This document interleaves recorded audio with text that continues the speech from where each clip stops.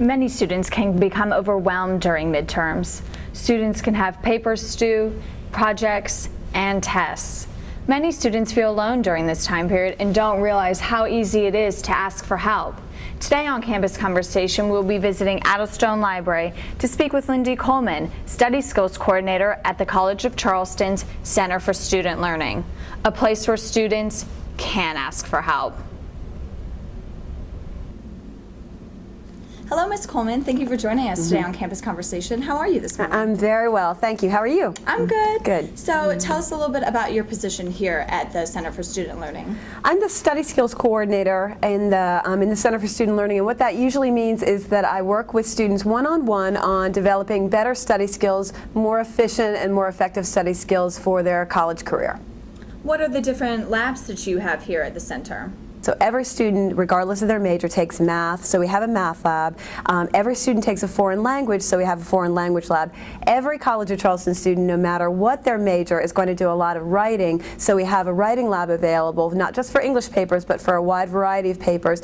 And then every College of Charleston student is going to take classes where they're going to need to make speeches or some kinds of presentations in class. And so we have the public speaking lab through the comm department that helps students be more prepared, more polished with their speeches, their PowerPoints, and things like that. So we really, with the walk-in labs, we really try to hit on the courses that everybody is going to take at some point. We are open, our office hours are open from 8:30 until 5, and that's when we would have people available to make appointments, to take appointments. But our labs are open much more extended hours. They're open from 9 until 9 a.m. until 9 p.m., Monday through Thursday. We close a little bit earlier on Fridays because that's not usually what's first and foremost on students' minds on Friday afternoon and evening, so we close around noon or 1 o'clock on Fridays, but then we're right back open again on Sunday evenings from 6 to 9 so that students can help get themselves prepared for the week.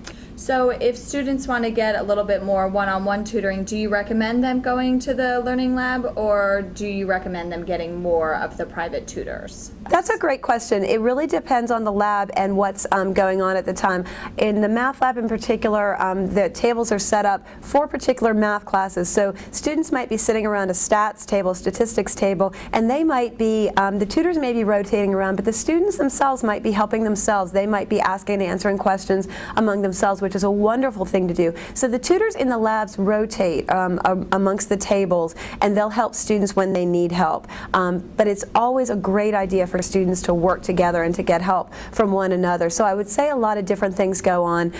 Maybe a slight difference would be that maybe in the writing lab, a student may be working much more closely one-on-one with a writing lab consultant as they work on a paper. But there's lots of different help, and the tutors are really savvy about knowing what type of help to give and when to let students kind of work on their own as well.